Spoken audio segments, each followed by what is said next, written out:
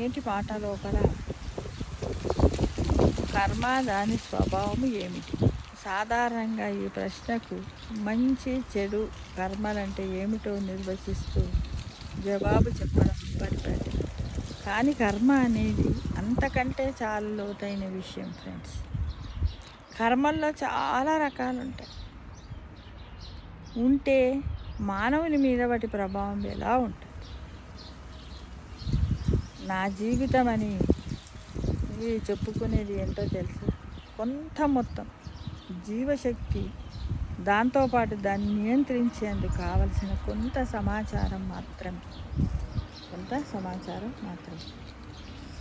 ఈ సమాచారాన్ని ఈ కాలపు పరిభాషల్లో చెప్పాలంటే సాఫ్ట్వేర్ అనవచ్చు. కొంత మొత్తము జీవశక్తితో కొంత సమాచారము అనుసంధానమై జోడించబడి ఉంటుంది. ఈ రెండు కలిస్తే ఏర్పడే సాంకేతిక పరిజ్ఞానం వల్ల నడిచే వ్యవస్థే మీరు, మనము అందరం. మీలో అమర్చి ఉన్న సమాచారము ఎలాంటిదో దాన్ని బట్టి మీ వ్యక్తిత్వం రూపుదిద్దుకుంటుంది. మీ పాత సంస్కారాలు మీరు పుట్టిన సమయానికి ఎంతో కాలం ముందు నుంచే ఏర్పడి వస్తూ ఉంటాయి. ఈ విషయం అందరికీ తెలుసుగా మిత్రమా. కానీ ప్రస్తుతం ఉన్న మన అవగాహనను బట్టి మీ తల్లిదండ్రులు ఎలాంటి వారు, కుటుంబం ఎలాంటిది, ఎలాంటి విద్య బుద్ధులు అలవడతాయి, ఎలాంటి మతపరమైన సాంఘికపరమైన నేపథ్యం మీకు లభించింది, ఎలాంటి సాంస్కృతిక సాంప్రదాయాల్లో పెరిగారు, ఇలాంటి విషయాలు మాత్రమే మీ వ్యక్తిత్వాన్ని రూపుదిద్దే సమాచారం అని మీరు భావించవచ్చు మిత్రమా. ఒక వ్యక్తిలో అమరిక చేయబడ్డ మొత్తం సమాచారం ఎలాంటిదో దాన్ని బట్టి ఆ వ్యక్తిత్వము, స్వభావము, విశిష్టతలు ఏర్పడతాయి. ఆ సమాచారం అంతటిని కలిపితే అదే కర్మ అవుతుంది. దీన్ని సాంప్రదాయంగా కర్మ, శరీరము లేక కారణ శరీరం అంటారు. జన్మ ఏర్పడటానికి కారణం ఇదే. అయితే కర్మల్లో రకాలు ఉన్నాయి. కర్మ అనే ఈ సమాచారం రకరకాల స్థాయిల్లో ఉంటుంది. ఇందులో ఉన్న వాటిలో కొన్ని మనం ఇప్పుడు చర్చిస్తున్న విషయానికి సంబంధించినవి అయి ఉండవచ్చు, కాకపోవచ్చు. మనకు విషయం అర్థమయ్యేందుకు రెండు రకాల కర్మలు చాలు ఫ్రెండ్స్. ఒకటి సంచిత కర్మ, రెండవది ప్రాప్త కర్మ.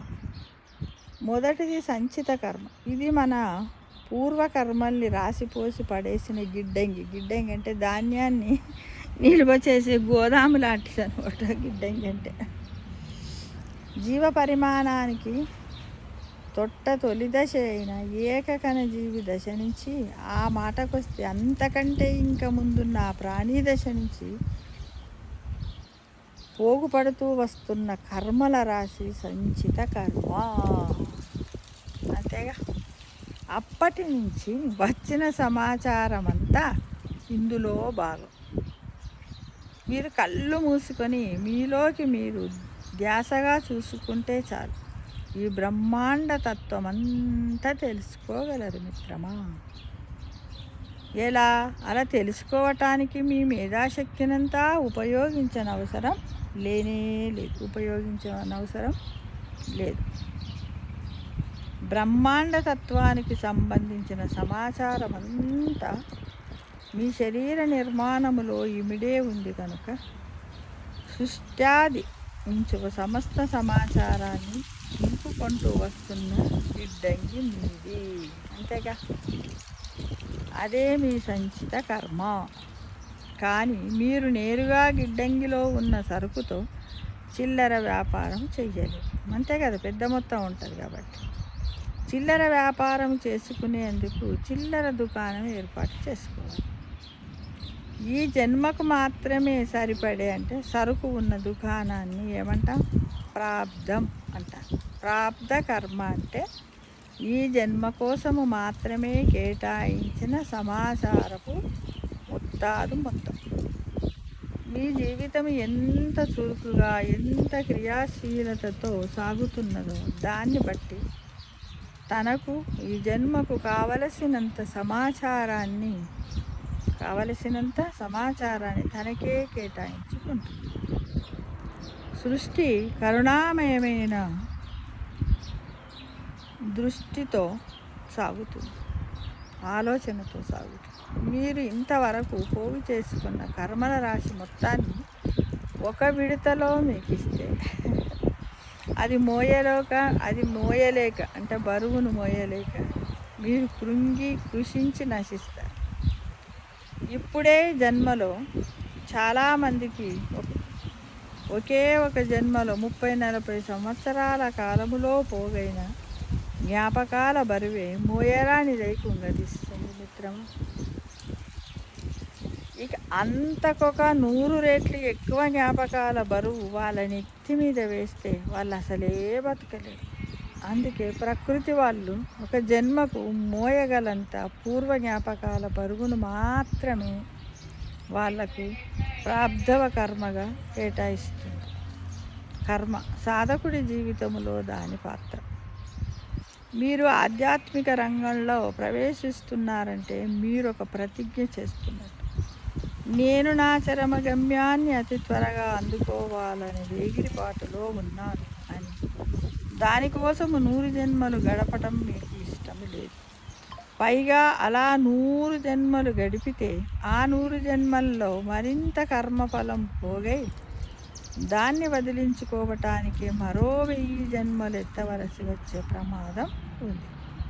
అందుకే మీ ప్రస్థానము వేగం పెంచాలని మీ కోరిక గనక ఆధ్యాత్మిక ప్రక్రియలను ఆరంభించి నిర్దిష్టమైన పద్ధతిలో దీక్షా స్వీకారం చేస్తే జీవితంలో ఆధ్యాత్మిక సాధన లేకుండా లభించని కొత్త పార్శ్వాలు మీ ముందు ఆవిష్కృతమవుతాయి.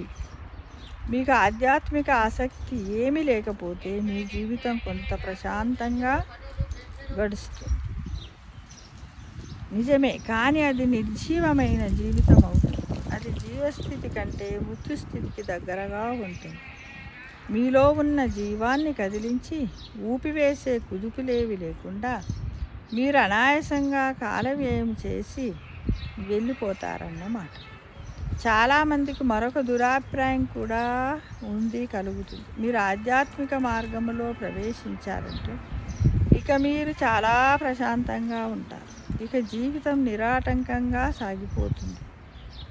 మీరు కొన్ని మనస్సుకు హాయిగా ఉండే నమ్మకాలు, విలువలు అలవర్చుకొని ఒక దిశలో మాత్రమే ఆలోచించడం మొదలు పెడితే అంతా నిర్మలంగా విస్పష్టంగాను కనిపిస్తుంది. కానీ మీరు నిజంగా ఆధ్యాత్మిక మార్గం పట్టుకున్నారంటే మాత్రం ఏది అంత స్పష్టంగా కనిపించదు. అంతా ఆకలి వేసినట్టు అస్పష్టంగా కనిపిస్తుంది. అంటే మీరు ఎంత వేగంగా పురోగమిస్తే అస్పష్టత అంత ఎక్కువ అవుతుంది. అంతే కదా మరి. ఉదాహరణకు మనము ఒక ఊరు నుండి వేరే ఊరు వెళ్తున్నాం. ఆ గమ్యస్థలం దాదాపు 450 కిలోమీటర్లు అనుకుందాం. సాధారణంగా ఆ ప్రయాణానికి 5 గంటలు పడుతుంది. రోడ్డు మీద 5 గంటలు కారు నడుపుతూ వెళ్ళే ఉద్దేశం లేదు. అందుకే వేగం పెంచేశాం. దాదాపు గంటకు 200 కిలోమీటర్ల వేగంతో వెళ్ళాం. మార్గంలో వచ్చే గ్రామసీమలు ప్రకృతి సౌందర్యానికి ప్రసిద్ధి చెందింది. నేను ఆ ప్రకృతి సౌందర్యం ఆస్వాదిస్తూ వెళ్ళవచ్చు అనుకున్నాను. కానీ వేగంగా కదులుతున్న దృశ్యాలను కళ్ళు తిప్పి చూద్దామని ఎంత ప్రయత్నించినా ఆ గ్రామసీమలన్నీ అతివేగంగా అస్పష్టంగా దృశ్యాదృశ్యంగా కదిలిపోయాయి. ఏమీ కనిపించలేదు. అట్లనే అవుతుంది కదా మనకు స్పీడ్గా పోయినప్పుడు. అసలు నా ముందున్న రోడ్డు మీద నుంచి ఒక్క క్షణం కూడా దృష్టి మళ్లించలేకపోయాను. మంచు కూడా కురుస్తుంది. విపరీతమైన వేగంతో ప్రయాణం చేశాను కనుక మీరు ప్రయాణ వేగం పెంచిన కొద్దీ చుట్టూ ఉన్నవన్నీ అలికినట్టు అస్పష్టంగా అయిపోతాయి. మీరు చేస్తున్న పని మీద నుంచి కొన్ని క్షణాలు కూడా దృష్టి మళ్లించటం కుదరదు. గ్రామసీమలన్నీ కనుల పండుగగా చూసుకుంటూ వెళ్ళాలంటే మీరు నిదానంగా నిశ్చింతగా వెళ్ళాలి. మీరు గమ్యస్థానం తొందరగా చేరాలనుకుంటే మాత్రం వేగము వీలైనంత ఎక్కువ పెంచాలి. అప్పుడిక మీరు ఏది చూడలేరు, ముందుకు పోతూ ఉంటారని. ఆధ్యాత్మిక మార్గం అలాంటిది. మీరు నిజంగా ఆ మార్గం పట్టారంటే మీ చుట్టంతా కోలాహలమే, గందరగోళమే. కానీ ప్రయాణం అంటూ సాగుతున్నది కనుక పర్వాలేదు. ఈ వేగం మీకు సౌకర్యం లేదనుకుంటే జీవన పరిణామ వేగం ఉండనే ఉంది. ఆ నత్తనడక వేగంతో ఓ 10 లక్షల సంవత్సరాలు పడితే పడుతుంది.